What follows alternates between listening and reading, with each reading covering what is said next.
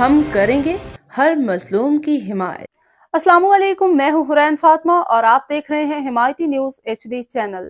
نظر ڈالتے ہیں آج کی اہم خبروں پر۔ گزشتہ سیلاب کے دوران سانگڑ کے LPDO انتظامیہ کو ملنے والا سامان ناکارہ ہو گیا۔ اس وقت سیلاب کی صورتحال کے حوالے سے قبل کوئی بھی انتظام نہیں، اس پہ بات کرتے ہیں اپنے نمائندے اشفاق سلیحری سے۔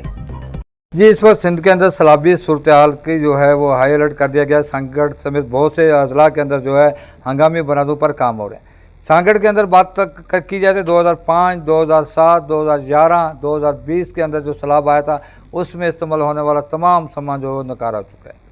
اس وقت سندھ کے اندر جو ہائی الرٹ قرار دینے کے بعد اس وقت جو تمام جو اضلاع ہیں اس کے اندر جو ہے انتظامیہ کو ہائی الرٹ کر دیا گیا ہے۔ لیکن ضلع سانگڑ کی اگر بات کر لی جائے تو جہاں پر ہمیشہ سانگڑ کے عوام جو مشکلات میں مبتلا رہی ہے، اور سیلاب کی صورت میں آنے والا جو سامان ہوتا ہے وہ انتظامیہ اس کو سنبھالنے کے بجائے اس کو ناکارہ قرار دے دیتی ہے، اور جس کا فائدہ جو ہے یقینی طور پر مقامی آباد گاروں کو ہوتا ہے، اور لیکن جہاں پہ سیلاب میں جو ہے عوام جو ہے بری طرح متاثر ہوتی ہے۔ اس وقت بھی یہی صورتحال ہے۔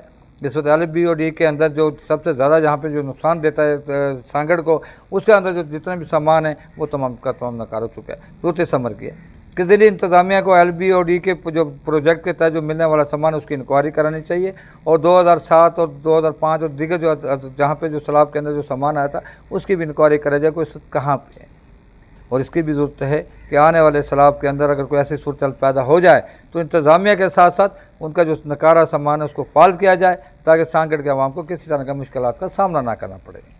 جی۔